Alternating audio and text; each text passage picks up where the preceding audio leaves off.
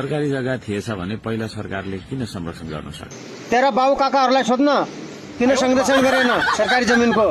साला 90% त तेरै काका बाउका मान्छेहरू छन् त्यहाँ। 3-3 तलाको घर बनाएर बसेका देखिनस्? साला 2-2 लाखका आइफोन बोकेर हिँडिरहेछन्।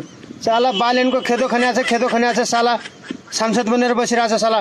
त एउटा जनप्रतिनिधि होस्, यस्ता कुराहरू तेरो मुखबाट सुहाउँदैनन् के? दिमाग छैन साले? गोबर खाछस् कि साला बुङ्गुरको गु खाछस् कि सुँगुरको गु खाछस्? बाबु काकाहरूको कहिले विरोध गरेछस्? एमएलए कांग्रेस माओवादीको विरोध गरेछस् तैँले? एक दिन पनि सुनेका छैनौँ हामीले। देश लुटेर खाइसक्यो सालेहरूले। सरकारी जमिनमा साला आफ्नो मान्छेहरूलाई बसालेर 3-3, 4-4 तलाका घर बनाएर बसालेको छ। पुरा गर्छ साला दागी पानीमा पाते जस्तो। हट साला अर्के भनेपछि तेरा झोलीहरूले नि कमेन्टमा आएर कस्तो कस्तो गाली गरेका छन् यहाँ।